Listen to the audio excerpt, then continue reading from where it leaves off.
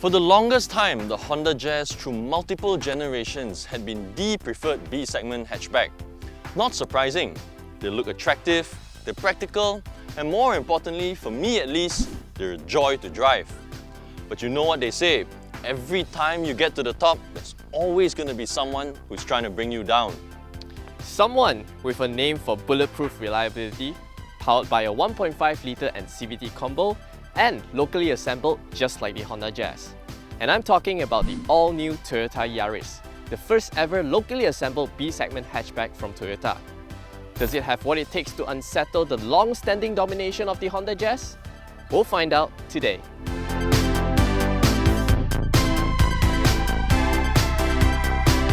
Without wasting any more time, I'm going to dive straight into how both these cars look. Granted, beauty can be quite a subjective matter, but personally, I think the front end of the Yaris just looks a bit too busy. It looks like my messy hair when I first get up in the morning, whereas the Jazz looks like one of those clean-cut hairstyles that everyone seems to be sporting nowadays. Clean, smooth, and sharp, except this one doesn't require a lot of gel. Hey Eu Jin, I thought I asked you to bring out the top spec Jazz. This is the top spec. Huh? Halogen reflectors? Come on man, look at my car. Automatic projector headlamps, front and rear fog lamps, and even comes with a body kit with a roof spoiler. Okay, but how much does your car cost? This variant starts from 83,888. Starts from? Does it mean it doesn't come with a body kit? Yeah, well, this body kit is an extra $2,000. But this bright citrus mica metallic paintwork is free. I don't know about the color, man. Mine's 83,000 ringgit as well, but I think what it lacks in terms of automatic headlamps, fog lights, I think it makes up for it in other areas. Look at how slick the Yaris is from the side with its lowered roofline, blacked out C-pillars that gives a floating roof effect, and the all-important shark fin antenna. Look at how unsightly your black batang is. Okay, mine just looks evergreen and pleasing to the eye. But I'll tell you what, we'll put this question out to the viewers, and I strongly believe that 9 out of 10 would agree that the side profile of the Jazz looks way better than the Yaris. Click on the poll in the top right-hand corner of your screen to cast your vote. We'll let the viewers decide on that, but there's one very important thing that my car has and yours don't, which are all-round disc brakes for better stopping power.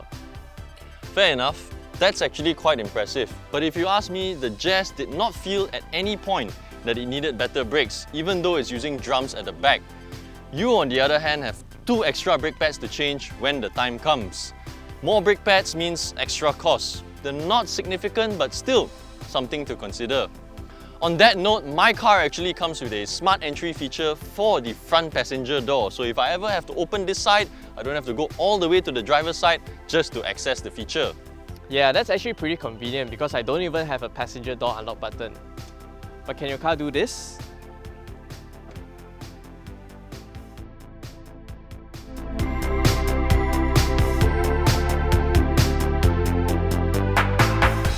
Hey, how big is yours? I know yours bigger lah. Mine's not as big and doesn't go quite as deep. Mine's definitely bigger then. At 363 litres of boot space, while the rear seats can either be folded flat or upwards from the inside. Mine's a little bit smaller at 286 litres, while my rear seats can only be folded flat. But I still think this is a very practical space. I'll give you that though, you've got 4 teh tarik hooks over there, and you know, for people going to the market, you want to tapao stuff and all, that's quite convenient. And you got a full-size spare. Mine's only a space saver. On having a full-size spare wheel, just in case you curb any of your wheels, you can swap them out and make your car look brand new again.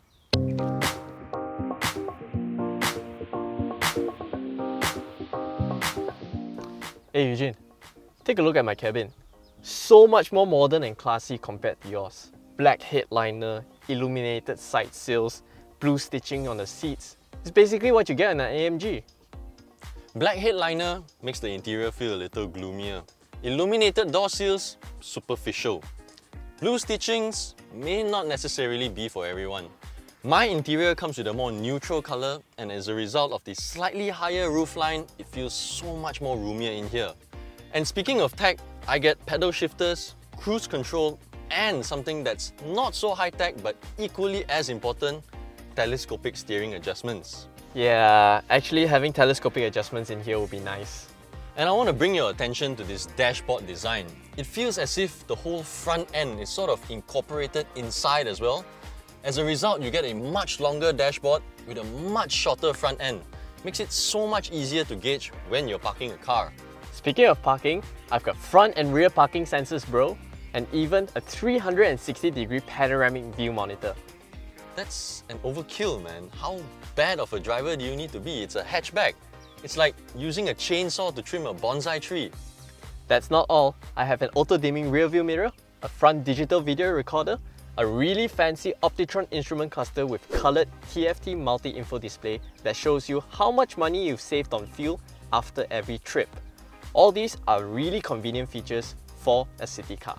I'll admit, having a dash cam and auto-dimming rearview mirror can be quite useful these days. A lot of people just like to drive with their high beam on and very inattentively.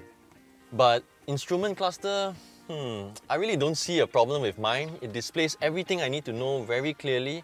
And as for the multi-information display, I feel like it's clear enough.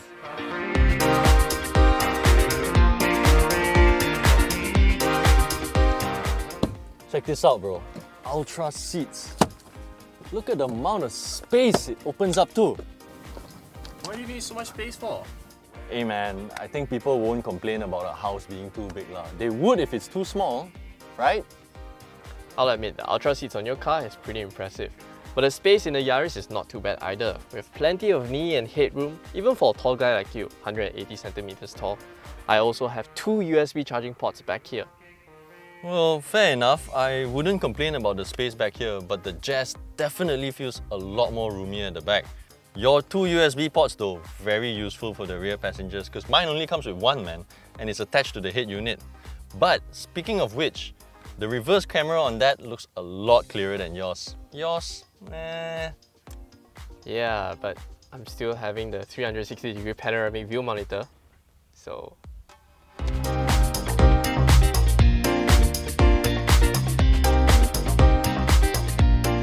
And it's the way it drives. It's not even about the power. The 1.5-litre engine in the Jazz only makes a cute 120 horsepower. But again, it's about how it drives. There's just more excitement to it. It feels more nippy, more riled up. It feels alive. You know, Eu Jin, power and driving dynamics is not always everything. Some of us prefer our cars to be softer, suppler, and more comfortable. Yes, my 1.5-litre dual VVTi petrol engine doesn't make quite as much power as you do, at 107 horsepower, but our torque figures are pretty much evenly matched. Mine at 140 Nm, yours at 145. I'm not calling the Yaris a sloth, but compared to the Jazz, it's just less inspiring to drive. And for the young people buying these things, I think it's quite important. And I also get these pedal shifters that makes driving fast that much more interesting. Even though I don't get pedal shifters in here, I still have a manual Tiptronic to play with the gear ratios as well as sport and eco mode. I must say, I think that Toyota CVT is just that bit more linear and refined compared to the Hondas. It makes the driving experience a lot more relaxed and comfortable. Tiptro what? Dude, it's 2019, man. People are using these things these days. And the ones on the Jazz is surprisingly quick to react. The car doesn't need to look over flamboyant or aggressive on the outside to feel sporty. Sportiness is not what I describe the Yaris because the suspension is just so supple and the steering is not at all eager. But that's not necessarily a bad thing. The ride quality really feels like a segment up, cushioning undulations as if there's a soft pillow between the suspension and chassis. If you come across a pothole-laden road, you will have to slow down in the Jazz, while the Yaris is a lot more forgiving. Fair enough, I'll agree with you on that last point. When Toyota first invited us to go for a drive in the Yaris up to Bukit Tinggi, I remember all I could think of was how solid the ride quality was. In the Jazz, you just feel a lot more. Some might see it as engaging, some might see it as tiring. It's not to say that the Jazz is uncomfortable, but the Yaris is just one level better. In the Jazz, it feels like you're sitting on a partially inflated float while being dragged on the road. But in the Yaris, it feels like that float is twice as inflated. There's just more cushioning. But that doesn't mean it handles like a boat, because if you drive it sensibly, There's not much body roll and it can carry its weight very well around the bends.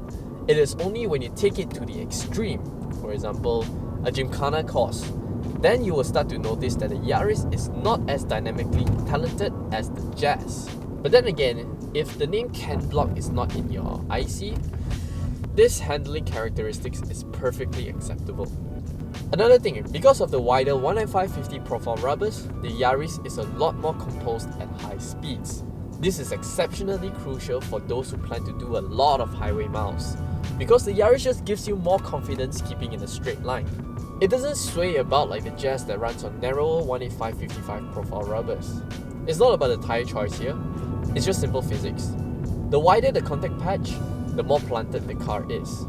Hey man, the sway is not because of the car's incompetence, okay? I think it's just a setup thing to induce excitement. The Jazz handles quite well actually for what it is, a utilitarian. Something your kids can drive to college with, you can drive to the market, you can carry a lot of things, you can send your kids to school.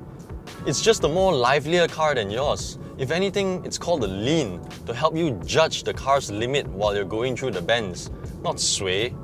And my rims look better, okay? The Yaris is also remarkably quiet on the move, and the acoustic front windshield plays a big role in it. Engine and transmission noise is very well suppressed, only giving you a small hum when you give it the full beans. While the Jazz sounds like a washing machine on full blast. Ugh.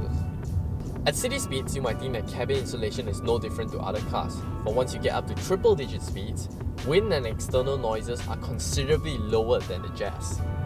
Okay, fine, you got me on that point. When you're driving a little faster on the highways, sitting inside the Jazz, it is noticeably noisier compared to the Yaris. And when you're pushing it a little harder, sure, the engine feels quite perky, but in terms of harshness, I feel like there's still room for improvement. There's another point where the Yaris triumphs the Jazz: safety. All variants of the Yaris get 7 airbags and electronic stability control as standard.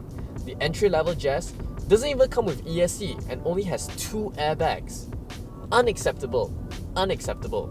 In this top-of-the-range Yaris, I even get front and rear parking sensors, blind spot monitor with rear cross traffic alert, as well as a front dash cam. Beat that, Eu Jin. Actually, with the whole airbag controversy nonsense going on at the moment, if you ask me, less is better, man. But yeah, sure, you've got 1 extra. Good for you. In that sense, I think the Jazz is well equipped enough. It comes with VSA, hill start assist, and more interestingly, emergency stop signal. This is when the signal starts blinking when you're braking really hard, very suddenly, which will alert the car behind you so that it wouldn't rear-end you, because no one likes accidents. And as for that last bit, you sassy boy, the Jazz has pretty much been at the top of the game for the last few years now, so I think it's the Yaris that needs to try to beat the Jazz.